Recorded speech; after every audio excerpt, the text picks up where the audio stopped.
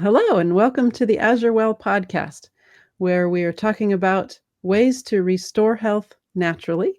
I'm Susan Booth, and today we have a special episode where we're talking with Dr. Alphonzo Monzo. And Dr. Monzo, you have been helping us learn, you've been teaching us on other podcasts about all the parts of the body and how it works and the nutrients we need and the light we need. And we thought that it would be appropriate to actually introduce you and find out, well, who is Dr. Monzo? How did you get where you are? How did you learn everything that you have learned? And so I guess you'd say this is a get to know you podcast. So I could list off all of your great things. I actually wrote these things down. You are a published author, which I can show everyone the book that you've written. You have a degree in electronic engineering technology. You have a degree in biblical studies and Christian ministries, myofascial and neuromuscular therapy, Master of Divinity, and a dual degree in biblical naturopathic doctor and licensed professional naturopathic minister. That sounds like quite the grouping of things all coming together to teach us something about how to live better and have good health. So where did all this start, Dr. Monzo? So I started out, and this was in high school. I started out studying trade school for electrical engineering. And I did 2 years while I was finishing high school. So it was a really nice program. Your last 2 years of high school, you only had to do 2 classes, and that was English and history. And then the rest of the day, I went to trade school.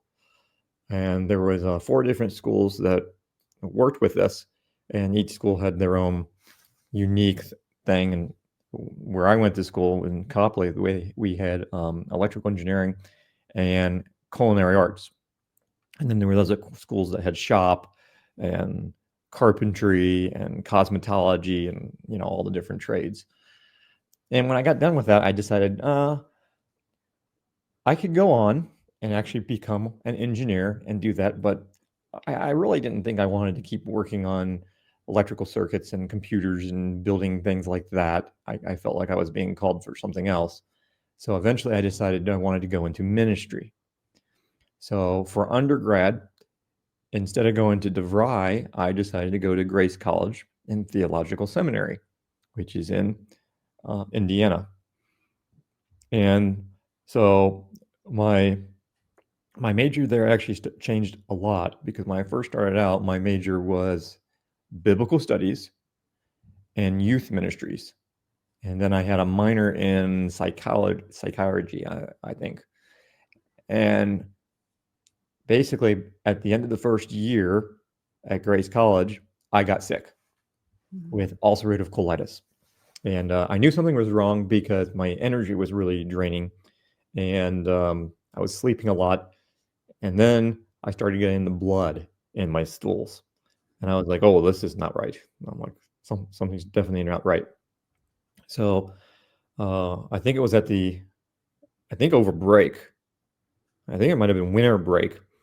When I went back home, we got an appointment, we got checked out, saw a medical doctor, and then he was able to diagnose it and say, okay, this is ulcerative colitis. And I was like, okay.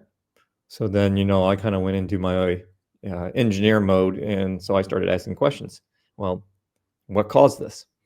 Bad diet? No, nothing to do with diet. I'm like, definitely stress. No, it doesn't have anything to do with stress. So I'm going through the line, pathogens, parasites, something like that. Nope, it doesn't have anything to do with that. Genetic? No, it doesn't really necessarily run in the family. So at the end of this list, I was just kind of like, well, what's the problem? And his only real response was bad luck. And then that's when I realized, so you guys don't really know why I have this problem, but your answer is you have drugs. And then he let me know, sometimes the drugs don't work. And if the drugs don't work, we're going to have to cut your colon out and put a bag on you. And I was like, that doesn't sound like a good idea. So in the back of my mind, I'm thinking, well, no, I think God created us with the ability to heal. And obviously this is not going to work here. So that's when I decided to go more holistic. And I found a doctor in our hometown here in Ohio named Dr. Barron. He was about 92 years old when I saw him. Came over from Germany, and he had been practicing holistic medicine for years. And he did a bunch of things I've never seen before. He did live blood and dry blood and did all these unique tests and found sensitivities, and basically told me I was eating a crappy diet, an American diet. So he got me on organic food, found a bunch of parasites, found a bunch of heavy metals, found allergies. So basically had me change my diet and then slowly start working on getting detoxed and everything. And by, I would say, in a year's time, I was back to normal. Wow. Now, Grace College did something really nice for me, because during the recovery, I could not go back to school for the first semester of my second year. And I guess I was kind of well known there, maybe because my name rhymes. It might be because I was kind of outspoken. And I wouldn't say necessarily the students liked me being outspoken, but the faculty really enjoyed some of my statements. So they did something unique, and that is they recorded all the classes, and every week they would send me that week's recordings. So I was off by a week from everyone else, but they sent me all my coursework and recorded all the classes, and I did everything just like I would be in college, but I was doing it from home. So I was able to still keep up with most of my coursework for the semester. But that begs the question, what were you saying that the teachers would like so much? Oh, well, essentially it was it's a private Christian school. I think someone asked a question once. We had different speakers come in for chapel. And there was a speaker that came in and spoke, and wasn't really favorable. A lot of the students didn't like him. And people asked the question as to why do you think the students didn't like him? And me being naive and stupid, or maybe just smarter than other people, I raised my hand and I said, well, I think a lot of people didn't like him because he was pretty straight shooter and basically just said that people were lazy. And I'm trying to think exactly what I said. Something about people being lazy and not really having integrity. Mm-hmm. And the students were kind of like, okay. So I think that was the reason why a lot of people didn't like that speaker, is because it was kind of like hitting us.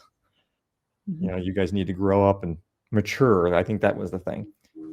About playing games and stuff. So, and I guess whatever I said, the teachers were like, "That's exactly what they shoot." Okay. And I was like, "Okay." But, well, you nutshelled what he said pretty good. Yeah. Well, funny fact: when I was at Grace College, one of the things we did is we started a student senate again, because that was something they had, and they didn't have for a while. And during student senate, I was on a committee where we actually wrote the first constitution for Grace College. So something people might not know, but you've had this thing of not just fitting into the mold all your whole life. Yeah. So one of the last pieces to my health puzzle was when I found out that one of the last things that was still contributing to the gut not completely healing was scar tissue. So when I was 5 years old, they found a hole in my heart. And what it was is they realized that I was born with a hole in my heart. And so they said it wasn't really completely life-threatening. I could probably live a long time with it. So the decision was up to my parents. Do you want to have the surgery now when he's young and can recover easy? Or do you want to put it off until he's older and he can do it then? So they chose to have it done when I was young. So open heart surgery when I was 5. And so I missed half a year of kindergarten because the recovery took so long. But that was a traumatic surgery because that was a surgery in which I woke up in the middle of the surgery. And I could hear the nurses saying, he's waking up. And the doctor said, oh, that's nonsense. And then there I was on the table with my chest wide open. And then, the doctors did the best thing possible. They started screaming, "Put him back to sleep, put him back to sleep." And it's like, "Oh, I don't think you're supposed to be yelling that." And whatever they used, they put me to sleep real fast. Oh my. It was really powerful. And I was not too happy with the doctors later, because when I came to, I was in a wheelchair and my whole family was around. So my sisters and my mom and dad and grandparents, and I was talking to everyone and trying to have a conversation. They were not listening to me. They were absolutely ignoring me. This went on for, I don't actually know how long it was, because I was 5. In my mind, it was like a half hour. Mm-hmm. And then the doctor comes up to me and says, "Oh, by the way, you might think you're talking, but you can't talk right now because of what we used to put you to sleep." Oh my. I was like, "I want to kick you." Oh no. But it turned out that scar tissue to repair the hole in the heart happened to go block an energy, well, not block, but an energy pathway happens to travel through that area that actually governs the large intestine. Oh. And that's part of what I call the Alata body system now. It's not a typical pathway that you find in traditional Chinese medicine. This is a different energy pathway. Mm-hmm. And so when I found out about this ancient art, and started working on the energy pathway and getting the energy cycling through again, that's when the rest of my digestive problems went away. And then that's when I decided, so this now I'd be in my second year of college. That's when I decided, okay, now I'm really interested in holistic health, and I want to know about the body's electromagnetism, because there's all these cultures that talk about these energy pathways in the body. I have this engineer's background, so I'm like, I really want to know more about that. Mm-hmm. So that's when I changed my degree, and I kept the biblical studies.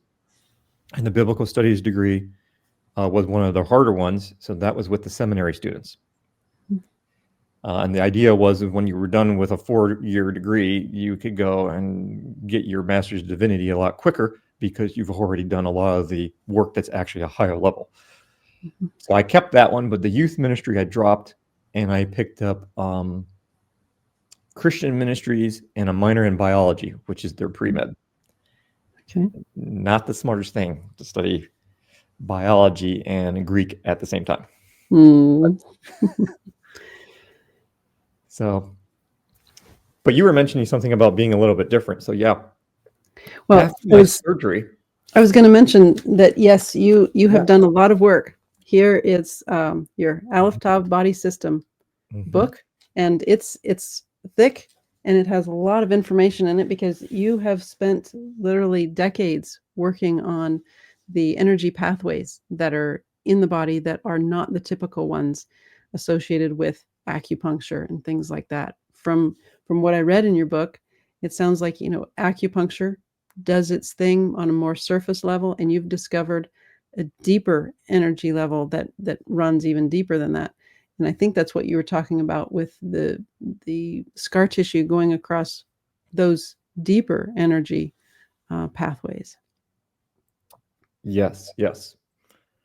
So after the heart surgery, since I missed half a year, I had to go and repeat kindergarten.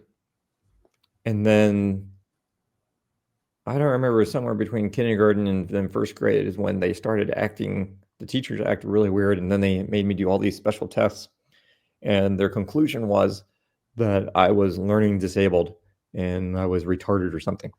So they actually took me out of normal class and put me in a learning disability class, which at that time they really didn't understand learning disabilities. I mean, they didn't know what dyslexia or any of these things were. And at the same time in school is when they decided to do sight reading instead of phonics, which was really a nightmare, because obviously, it doesn't work. It doesn't even work for my name. And so I got isolated from most of my colleagues, and we put in these learning disability classes. And there was usually only so many kids in there. I mean, there was just a handful. There's usually not many kids. And it really wasn't a successful thing, because I don't think they knew why kids supposedly had learning disabilities, or really, I think the issue was learning different. Mm-hmm. And so their whole method was just teach you really, really, really, really, really, really slow to the point of where you're really not learning anything. And that happened all the way up until high school. And then in high school is when they just threw me to the sharks. And it was like, okay, now you're going to go back with the normal kids. And it was like, what? But you didn't teach me anything, you know? Mm. And so the interesting thing about that is there was a lot of mental, emotional stuff during that time, obviously, being isolated. And I just learned to read people. And so I developed my own self-defense mechanisms because a lot of times when you're in those type of classes, that's where you have a lot of people who have bad intentions. Mm. And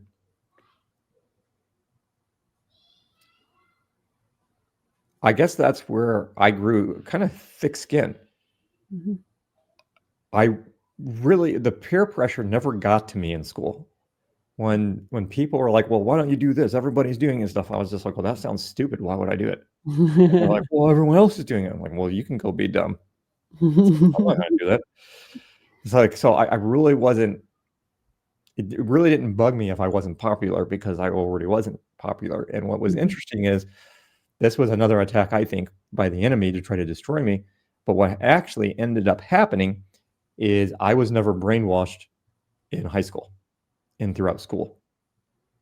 And everything I learned, I basically taught myself how to read and taught myself everything I know because most of the learning disability classes, they did very little. I mean, according to the documents I do have, by the time I got to high school, they had only gotten me to a 5th grade reading level. Wow. It's like, well, I basically taught myself how to read. And I probably had some form of what they would call dyslexia. But I read this really great book called The Gift of Dyslexia. And what they did in that book is they taught you that when you have this type of condition, your brain is very effective with visionary. And so you take clay and you physically form all the letters of the alphabet in clay, and then you memorize it forward and backwards. And after that, really not a problem with dyslexia anymore. It completely took care of the problem because it reintegrated both sides of the brain. Well, later on, I realized that guess where the energy pathway goes from the heart surgery? The energy pathway for the heart actually goes into the brain. So it probably caused some issues because I don't think I had the issues the first year I was in kindergarten. It was more like afterwards. So working through all those things. And then I had a lot of other sensory things, kind of like almost like on the spectrum, where different sensory things with noises and sounds, and of course the lights. That's why I wear my glasses all the time. I like tags. I did not like tags in my clothes and all that kind of stuff. Didn't like to be touched. So a lot of my training later in life, I went into massage school because I thought I was going to go into Chinese medicine. And that was one of the modalities. And part of what I did going into massage school was it forced me to touch people and let people touch me. So throughout my life, I had all these battles and I just worked through them and faced them. And so that's kind of where why I was a little bit different than most people is I don't think I didn't get through all the brainwashing that you normally go through when you're in school. So it was a blessing in disguise. Blessing in disguise. Another really funny story. My first year in Grace College, and now a little bit background here. I grew up obviously Italian family, and we have some English and Irish in our line, and I think that's where some of the Hebrew comes from. But so I was raised Roman Catholic. Now, somewhere in high school is when I kind of had my awakening. So this would probably be in the 1990s. I started reading my own Bible. And I was like, okay, we're doing things that the Bible says not to do, and we're not doing things the Bible says to do. So then I started asking questions, and that doesn't go well. So I left the Catholic Church. And at that point, I didn't know what to do, but I started reading all kinds of different Bibles and reading different books. And then that's kind of when I got my red pill because I read a book called Dark Majesty by Tex Mars, a Christian author, and he wrote this whole book about how there's this elite group of people who basically control everything. And when I was first reading the book, I was like, "Oh, this is ridiculous. There's no way." But then he had so many uh, what's that called?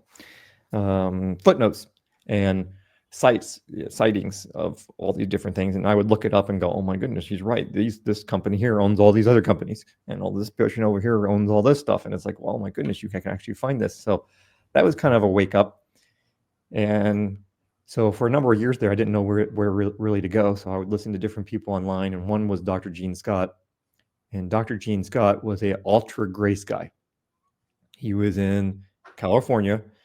He really had kind of a steel mind, a mind like a steel trap, and he really knew his Hebrew and Greek really well. But he was ultra grace to the point where he'd wear the big fancy hats and a cigar, and he'd be smoking and on stage and be like, "Oh, I have liberties, liberties in Christ," and he'd do all these crazy things. But he was very interesting, not like the normal pastor you would see, because he would get up there and he would just teach. And sometimes he would get books and he would just read books. He got a book out and he started teaching on Nikola Tesla. And I was like, "Oh, this is interesting." So that kind of what sparked my interest in electrical engineering. And he talked about Tesla building weather control devices. Now, this is like in the mid 90s. And so I started looking into this and I said, "Oh my goodness, they actually can control the weather with these devices that Tesla has the patents on." So I kind of already had the red pill really early on. And so I was just kind of studying for myself. The other thing that was really interesting about Dr. Gene Scott is he talked about the lost tribes of Israel. And I was like, "What is this?" And I didn't even know what it meant at the time. But I thought it was really fascinating that he talked about the lost tribes and really defining, okay, who really is Israel? Who are the Jews? Who are the Gentiles? And how all these definitions really aren't that correct. So then that led me into eventually deciding to go to Grace College and studying electrical engineering. And electrical engineering is when I realized they weren't telling us the whole story either, because they said, okay, Nikola Tesla invented AC current, and that's all you need to know. And I was like, everything we have is basically because of this guy, and we're not going to study him. So, of course, I started studying Tesla, and I found out, oh, now I know why they don't want us to study Tesla, because he was into free energy and all kinds of other technologies and patents that a lot of the governments have today. So I kind of was red pilled before I even got to college. So in college, I kind of told you that whole story. So now this is the early 2000, and now I'm studying the energy systems of the body. I'm studying holistic medicine, starting to study biology, and finishing up my coursework there. And that was actually one of the classes was a missions class, and we had to write a paper, missiological paper, and it could be on. It was actually one of my favorite classes. Was what did they call that? Cultural anthropology, and there was another one that was called like customs, religions, and cults. And it went into all the different types of world religions and why people do what they do and why different cultures think differently and cultural patterns. And we were able to incorporate that into the mythological. So it was like, okay, you have to do this paper on missions, but it doesn't necessarily have to be about going on a mission trip. It has to be about bridging the gap of language in another culture to help them understand. So I was able to pick my topic. So I went to the prof and I said, I want to do a paper on traditional Chinese medicine and Christianity, and whether or not these two things could be in harmony, or are they actually completely opposed to each other. And I also pulled from another paper in my Old Testament studies. I had to do a paper, and I did a paper on the ancient medical practices of the ancient Egyptians, which was very fascinating because I found out that they had almost identical tools as to what we use today in surgery. and they were even performing brain surgeries in ancient Egypt. Wow. So the medical profession today is really not much different than what they were doing in ancient Egypt, surprisingly. It's just a lot more fancy and more sterilization and stuff like that today. And so then in my studies, I did this whole paper. It was basically like a thesis because the class was basically very little study, and in the majority of the class, I think it was only like a 2-credit class, was this paper. So more than half, like 90% of your grade was this paper. So I forget what it was, 40, 50-page paper. And so I really dove into traditional Chinese medicine and the practices of Chinese medicine. And I found it really interesting that traditional Chinese medicine was redone during the 1950s, when China was under communist control. And the interesting thing about that is they made them strip all religious principles from their medical system. And it had to be all based on science. So a lot of people who say, oh, Chinese medicine, that's all Hinduism and blah, blah, blah, blah, blah. Not necessarily. And so when I started looking at this evidence, they had real scientific evidence for these pathways and what happens when you stimulate different ones. And that's when I found out about the work of Dr. Voll, who was a German scientist who actually was able to measure the points with an electrical ohm meter, just like we would use in electrical engineering. And then they used radioactive isotopes and injected them into acupuncture points, and they were able to trace the pathways with the radioactive isotopes. And when they injected them into non-points, it didn't go anywhere. So they proved these pathways exist on the body. So now you're faced with a dilemma. Okay, so if the pathways really exist, and it's not hokey pokey and it's not new age, who made them? Did Satan sneak down here and put these pathways on our body to deceive us? Or is this the master creation of the creator? Mm-hmm. These things actually serve a purpose. Now, maybe the New Agers take it and twist the meaning and make up some stuff about them. But basically, at the end of my paper, I showed that a lot of their principles were a lot more biblical because they talked about how different organs in the body had different emotions and thoughts associated to them. And they correlated with a lot of what the Bible talked about, the different thoughts and emotions of the heart and of the intestines and of the different organs. And I'm like, well, this is really interesting. The Bible is saying the same thing as these people. Mm-hmm. So I drew all these correlations. And really in the paper, I showed that no, this actually is more biblical form of medicine than allopathic medicine. And so that's what started me down that road. And then I found out that there were deeper pathways in the body that made up the meridians, but were different than the meridians in Chinese medicine. So that's what led me down the path. So essentially, with that study that you did, you found out that, putting words in your mouth, different countries, different peoples that are studying the body are all finding out that it is essentially fearfully and wonderfully made, like the Bible says, and that we do have one creator that designed all of it together, and you were piecing those together. Yep. So And I one think thing you I said, learned really early on in elementary school is the biggest issue was communication between the teachers and the students. So I would have I always seemed to become the leader of the class in these learning disability classes where supposedly all the kids were retarded and stuff. Funny story. One of the teachers actually told my mother that I would never end up being a doctor or anything, that their whole goal was to keep me alive and out of jail so I didn't eventually become dead or arrested, because that's what usually happens with people like me. oh my. And my mom read a story about a neurosurgeon who happened to have learning disabilities, and he was the top neurosurgeon in the country. And she took that paper in and showed it to the teacher, and the teacher said, okay, I'm never going to say that again. Mm-hmm. But students would come to me and show me their work and say, well, the teacher says I'm doing it wrong. And so I would watch the interaction, and I would realize that the student was doing it right and had the right answer, but the way they explained it was different than the teacher. And the teacher thought the student was wrong because they were explaining it differently. So they would tell the student, no, you're wrong. And that would confuse the student because technically the student was right, but not explaining it right. So I would just help them bridge the gap, and then they would be doing good. So then when you get to cultural anthropology, we have the same problem. We have this stuff that comes from our other cultures, and typically we are typically a very fearful people.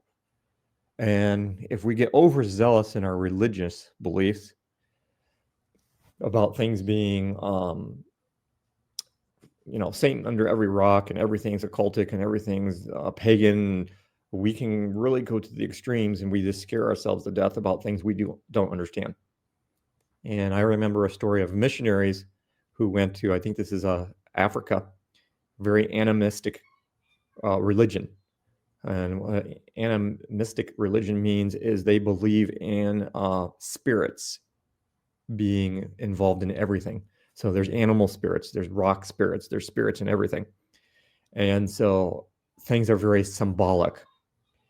And the missionaries went over there and they were having a major problem with a group of people who kept killing their babies, aborting, and sometimes killing them after they were born. And they tried everything to teach these people that, hey, abortion is wrong and killing your baby is wrong. It's murder. You can't do this. This is not pleasing to God. And these people didn't understand. And then they had to really study their culture, and they found out in their culture they're very animistic. And one of the major trends there was voodoo and witchcraft. And they had the voodoo doctors. Well, it turns out the voodoo doctors are kind of like the mafia here. If you have someone in the family that's mafia, you just keep your mouth shut. You're not really in favor of the mafia, but you don't really want to say anything bad about them either because they're going to get you. So you kind of just leave them alone. So in that culture, when you had a witch doctor who happened to be in the family, no one really liked the witch doctors, but they didn't want to say anything against them either because they had real power. They were able to make real things happen. So when they had a child and it was born and it looked like Uncle Voodoo Doctor, they assumed that it had the same spirit and that's what it was going to become. So they would kill the baby because they thought that was the greater good so that they wouldn't produce another witch doctor in the culture. So what the missionaries had to understand was trying to teach them that killing a baby was wrong was not the right approach. What they needed to teach them was that their authority in Messiah could overcome the witchcraft. And once they understood that, they didn't need to kill their babies anymore. So this is what happens with communication with cultures. When we don't understand why a group of people does a thing they do, and we make assumptions, oftentimes we come up with the wrong solution. And this happens in holistic health. A lot of times people really freak out about energy medicine because they think, oh, that's new age or voodoo or occultic. And it's like, well, and a lot of the argument for this is a look at how that culture is explaining it. But you have to understand that culture explains things based on their culture. It doesn't necessarily mean that's written in stone. Our culture might explain it completely different. Maybe we had a more scientific explanation of how these things work, and another culture might have very symbolic or spiritual language to explain natural forces that they don't know how else to explain. Like gravity. How do you explain gravity? Is it your ancestral spirits that hold us down? Is it Yah's spirit that holds us here? What is this power? All we know is what goes up must come down, but no one knows what gravity really is. Like, what is it? So different cultures can make up different stories. It doesn't necessarily mean gravity is bad. So, yep. But some of your studies went to Japan as well, not just China. And that's actually where you learned a bunch of this that you include in your book, the Alata body system you learned in Japan. Yeah, so really early on, someone told me about this system, Jinsen Jitsu, and there was another version called TKM, the King Institute method. And they said it's like acupuncture, except without needles. And you just place your hands on the body. And the King Institute is a Christian organization, and Jinsen Jitsu is not. So I started studying that. I started studying with both of them, Jinsen Jitsu first. And as I was studying this, that's when I realized, okay, this was an ancient art that came from Japan. It was rediscovered by someone called Yaro Moriah, which is really interesting, like Mount Moriah. And supposedly he went up in the mountains, and I don't know if this story is true because this story seems to be a common story in the Asian culture. Someone goes up in the mountains, they're sick, and he recalled how to place his hands on the body from basically the things he was taught as a child. And so he started placing his hands different places on the body according to these sequences that he recalled that he was taught when he was a kid. And by the 7th day, he was healed. And he says on the 7th day, he redevoted his life to the Creator and to this art. And now in his so what he says is that this was a art that was brought to Japan by tribesmen, Hebrew tribesmen, and that it was mostly passed on orally. Some of it was written down in some of the ancient records in Japan. And so he said that the ancient people knew about how to do this laying on of hands, and even people like Moses knew about it. Now, in his writings, he also mentions like Buddha and other people also knew about it. And it's like, well, it's really interesting that he mentions Moses because this is the oldest character that he mentioned. And these Hebrew tribesmen. So then I was looking up that, and sure enough, I found a couple Japanese historians who traced the lineage, and they found out that there was a group of people living in that region, but a large majority of the lost tribes came over to Japan, and they mixed, and that created the Japanese people.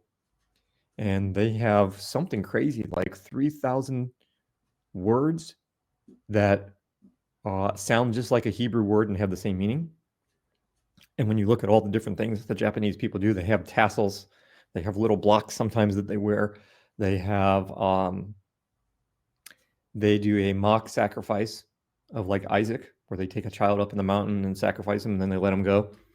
They have a 7-day feast in the spring where they only eat rice cakes. So they have all these Hebrew stories. Samurai, in Hebrew, it means protector of the king. And it's actually a Hebrew word. Do you know that? So that's when I started studying that. And then when I was done with college, I went and did my master's of divinity.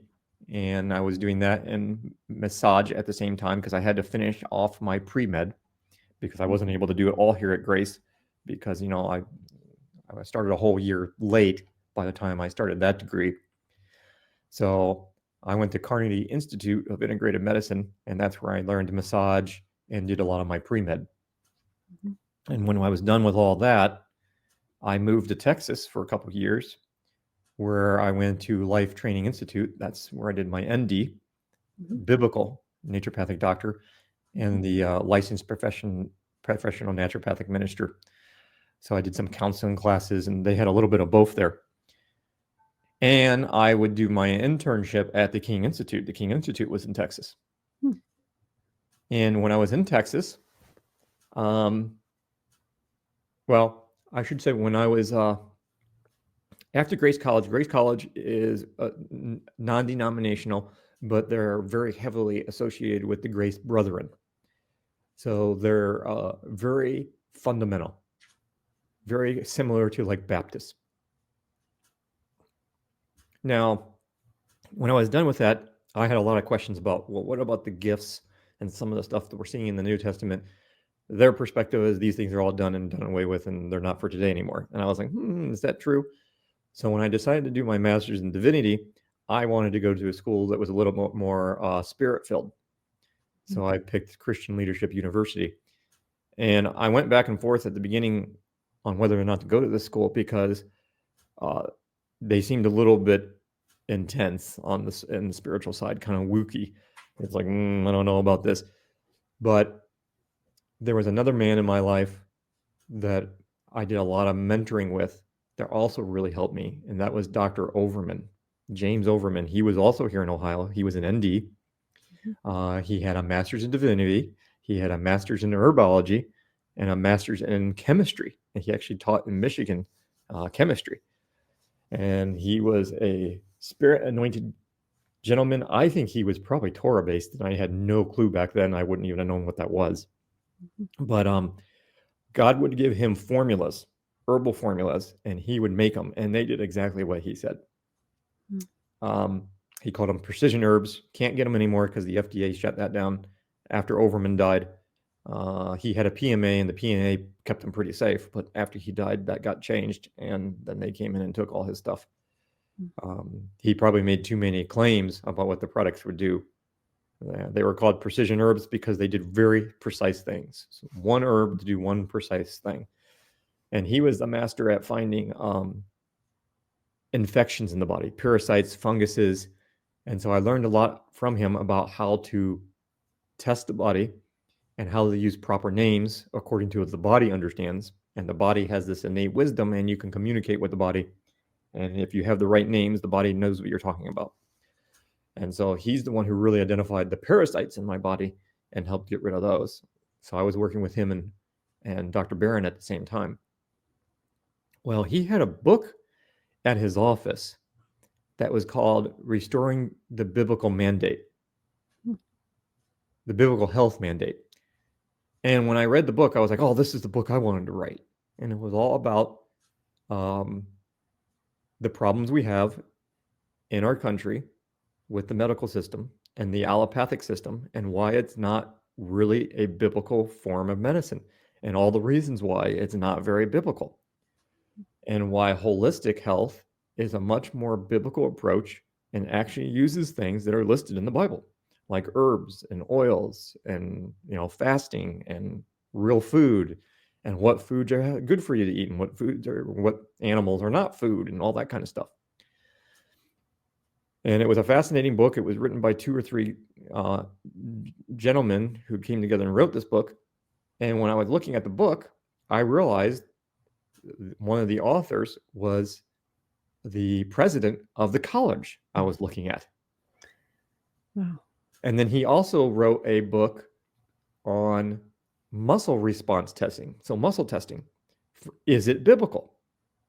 And so he wrote a whole book showing how it's scientific and it works just like a lie detector test. And there is a biblical reason for muscle testing, that it's not occultic. So after I read these 2 books, I was like, oh my goodness, these guys are into holistic health and they believe in the gifts of the Spirit. I'm like, I think that's where I want to go do my master's, because I already heard the other perspective, that these things have been done away with. Now I want to hear another perspective. And then when I was done with all that, that's when I then went to the King Institute and went to Texas to do my ND and everything. And while I was there, so that was, 2 major shifts now, from Catholic to kind of really fundamental to now more spirit-filled. And then when I was in Texas, there was a conference. It was right across the street. I was living in a place right next to the convention center where the Dallas Stars practice. And I'm a big hockey fan. I grew up playing hockey. I actually got to play with some professionals in Canada, and I realized how bad I was. They are so good. It's unbelievable. And I saw this sign coming home. I forget what was going on. It was like a Friday, and for some reason we were not busy at the King Institute. So I got to go home early. And on my way home, I saw a sign and it said the final restore, or the final return. And I was like, oh, it sounds like a prophecy conference.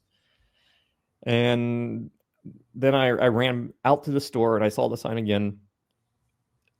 And usually when I read things like that, I don't always get it in my mind. And so on the way back, I'm like, I have to look at that sign again because I want to see what that was and look it up. And the signs were gone. And it turns out the signs were only up for like 5-10 minutes because the county was behind them taking the signs down because they weren't allowed to put them up. But I said, I'm pretty sure it was at the convention center right across the street from me. So I went to the convention center and I looked it up and I thought, oh, there it is, final return. And I'm like, I think it's a prophecy conference. So I go there, and then I was like in shock because there was this shocking culture pattern. There was hundreds of people showed up to this, and you had people in the front dancing and waving flags, and then there was people in the middle that kind of standing and doing things, and then there was people in the back with their hands crossed just watching everyone. And I was like, what is this? And I'm like, what is this, Jews for Jesus? I'm like, these people sound like they're Jewish or something. It turned out it was a Hebrew roots conference, and I had never heard of this before. And I was like, okay. So the first person got up, and it was Brad Scott, and he talked about the difference between Hebrew thought and Western thought. And I went, oh no, I have made a huge mistake, because I already knew what he was talking about. Because one of the biggest things you learn in holistic healthcare is a lot of the Western thought is not very biblical compared to the Eastern way of looking at the body. Is very holistic and is much more in tune with what the Bible teaches. And so now he's teaching, and he's talking about Hebrew thought versus Western thought, and how that changes your view of how you read the Bible. And I went, I made a big mistake, because I've applied this principle to health, but I have not applied this principle to the Bible. And then there was more and more people. I think Jim Staley spoke next, and he did the identity crisis teaching about who we really are. And he mentioned the lost tribes. And I was like, wait a minute, I've never heard anyone else talk about the lost tribes except Dr. Gene Scott. So I'm like, I already know where he's kind of going with this, but he filled in all the other pieces. And then that's when I realized, like, oh, you're not born Israel, you become Israel. And that's the first mention in the Bible. Jacob is the first person called Israel, and he wasn't born Israel, he became Israel. And I was like, oh, this has nothing to do with bloodline.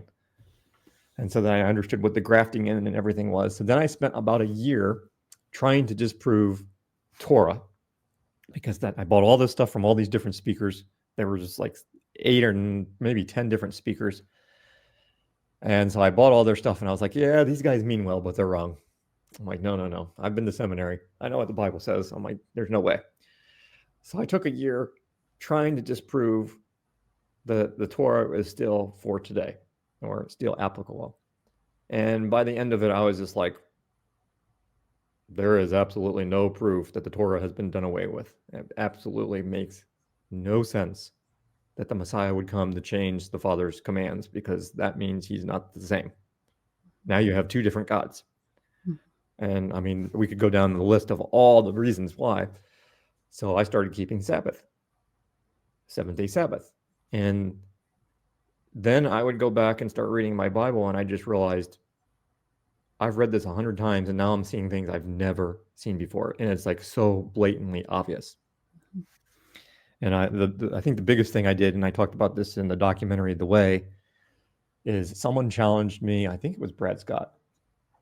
He said, go to the New Testament and look at Paul's writings and take the word sin and take that word out and put in its definition. Because one of the culture patterns in Western world is we compartmentalize. And so we get these compartmentalized ideas where we had this idea of sin, and it's kind of this abstract thing out there, but we really don't have a good definition of it. But we know 1 John 3:4 says, for whoever sins transgresses the law, for sin is the transgression of the law. So now we have a definition of sin. Sin is breaking the law. So you go back through all Paul's writings, and you take the word sin out, and you put in the actual definition, breaking the law of God. And then you go, oh, Paul's not teaching against the law. He says, what should we do then? Should we continue to break the law of God? Heaven forbid, for we uphold the law. It's like, uh-oh. So that was kind of a checkmate. The final thing that happened is I was praying, and I was going through some deliverance stuff in my life. So I was praying, and I was like, okay, is there anything else left? And I heard the Spirit say, yes, the Antichrist spirit. And I was like, what are you talking about? I believe in Messiah. And he's like, what's his other name? I was like, I don't know. I'm like, let's see. The most other common name in Scripture, the Lawless One. And he said, checkmate. And I realized, oh, that's the other attribute of the Antichrist, the one without the law, the lawless one.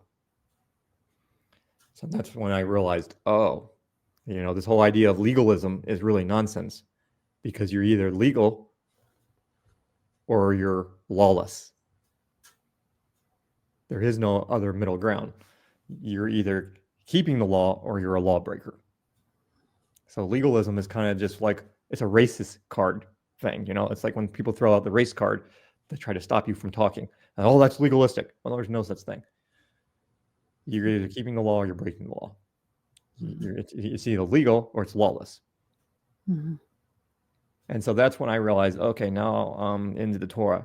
And as soon as that happened, there was definitely a division in a lot of my relationships then, especially at the King Institute and stuff. It was like invisible, non-spoken. It's all of a sudden like, why are you different?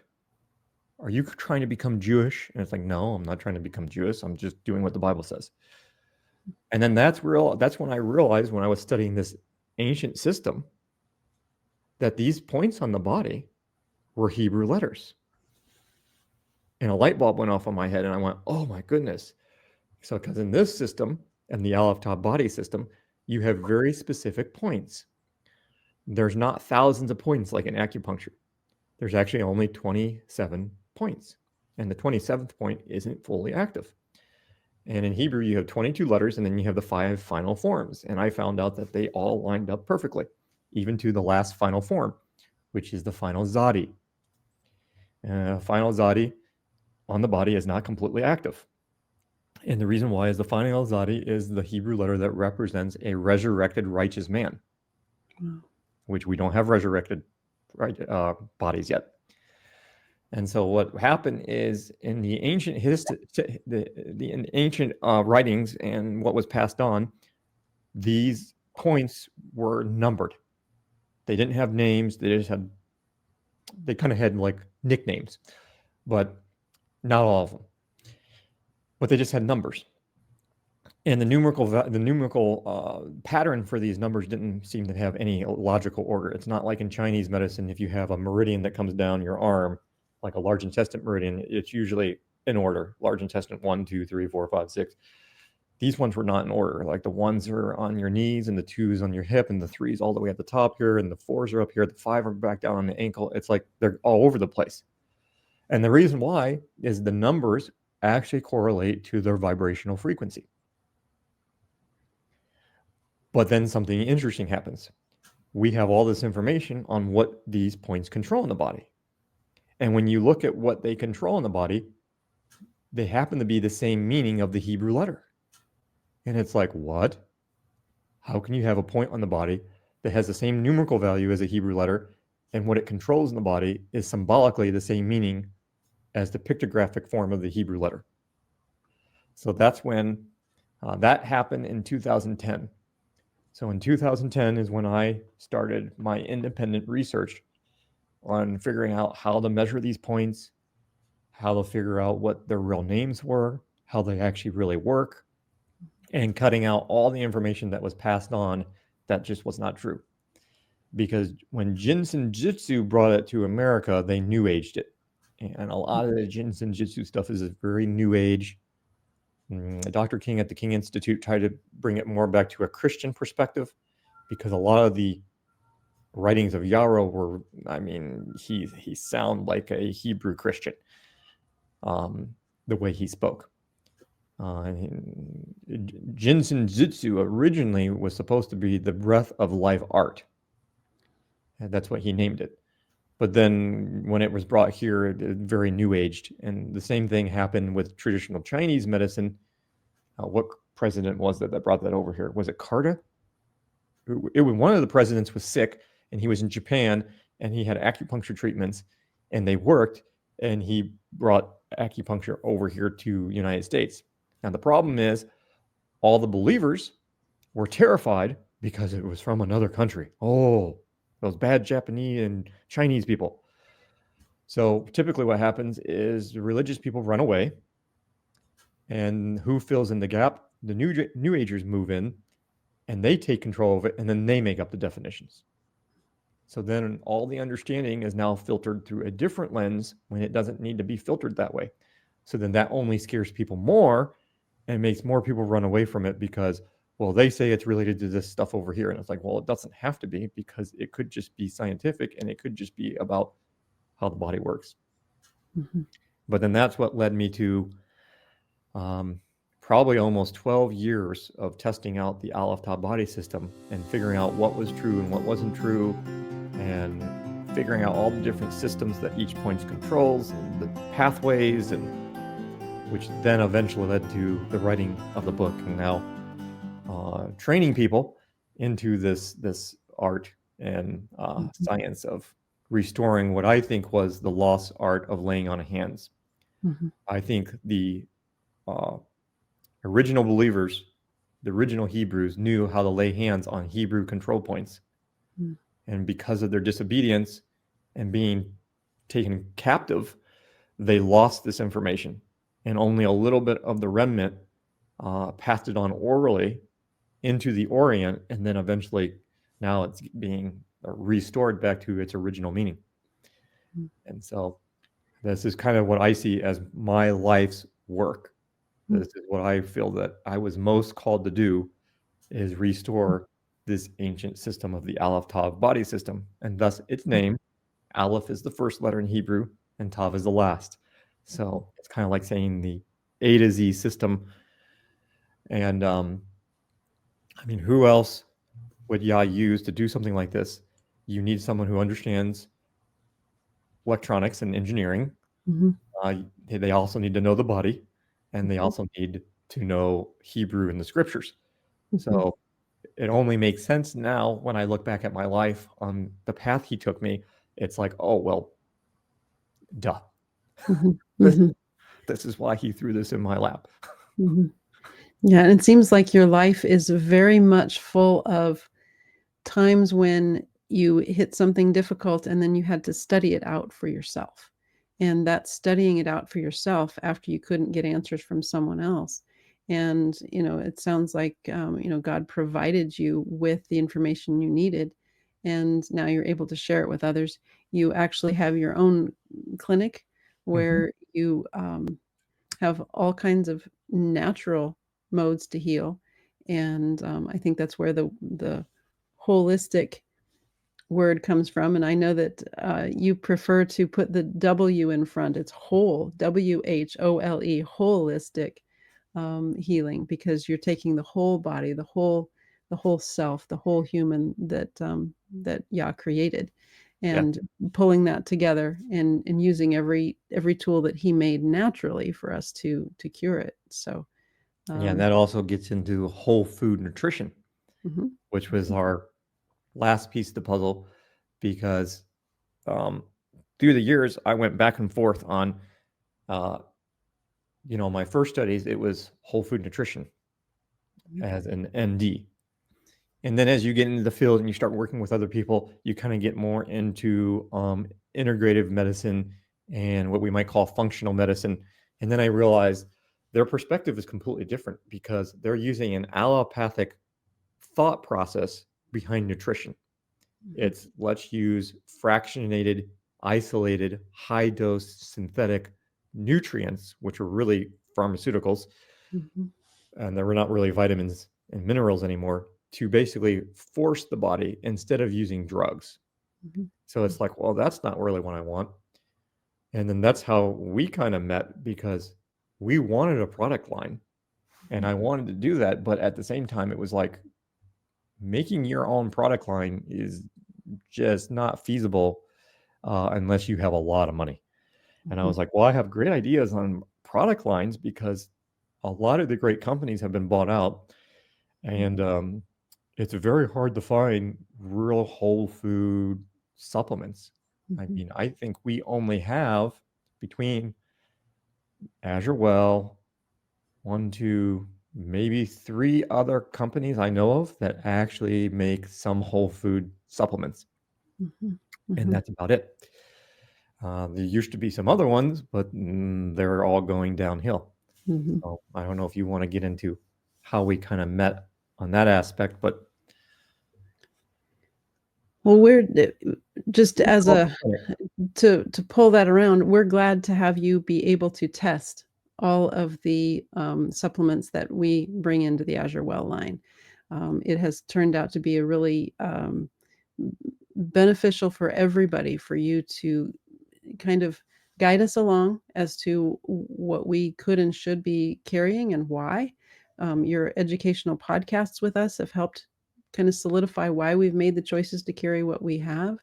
The whole food nutrition, verifying that we're on the right track with that, testing what we do bring in to make sure that it is pure and good and all that, and the testing methods that you use with the bioenergetic testing.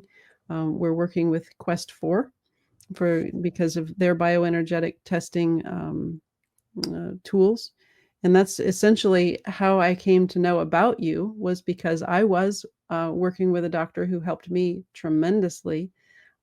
He's not only good at nutrition and a very good doctor on his own, but he was using a bioenergetic testing tool from Quest 4. And I reached out to them to say, hey, do you know of more doctors besides mine that are using this technology? And they said, yes, there's lots of people using this. And they mentioned you, Dr. Monzo. And they said, if you reach out to him, their quote was, he will change your life. And it's true, the amount of information and everything. So when I was able to contact you at your clinic and we found out that, hey, we're wanting to create a superior line of whole food supplements, and you're needing one and wanting to put your expertise into it, it seemed like it was definitely an answer to prayer. And so that's kind of the very short history of how we came to work together. But I would say that this has been very beneficial for us. I think it has been for you. And now that we're able to share that with everybody, um, it feels like it was planned this way so that we could be a blessing to everyone. Yeah, we were surprised. I remember I got a phone call from my office manager, Kim, and she's like, "You never believe who I just talked to." I was like, "Well, here." She's like, "Azure Standard." I'm like, "Oh, really?" I'm like, "Well, what do they want?" And she's like, "They want to make a supplement line." And I was like, "Oh, really? Whole food supplement line?" And then she told me, the funny story, how we found out that you guys have very similar beliefs as us. I think you were maybe going to a Sukkot or something. I was like, no. I'm like, they're Torah based too. I'm like, what? So we're like, well, we definitely have to look into that. And so we're really happy about this because this is definitely not something we would have been able to do on our own. I mean, I see a lot of people and we work with a lot of people from all over the world, but we don't have the money to make a supplement line or the time to put all this in. So I'm happy to use my expertise to help you guys provide something like this because everyone definitely needs it. Yes. We need quality nutritional support supplements out there that Yeah, don't because have junk. we were designed to have a body that could ingest and utilize high nutrition. And because of our current situation where the soil just doesn't have it, everything's being poisoned so that, you can't get the nutrition you need. And therefore, yes, supplementation does seem to be necessary in order to regain that balance that we're naturally supposed to have. So It there we definitely is. go. There we go. It's evening, and we need to make sure that the melatonin gets going. That's right. We get to start shifting those cycles. There you go. Well, Dr. Monzo, we appreciate this. This has been a lot of fun to hear your story and how you've been able to help AzureWell. And we hear lots of testimonials about how AzureWell is helping others. And so I'm sure if they had a chance, everyone would thank you for what you're doing here too. So. Well, thank you so much. It's a privilege.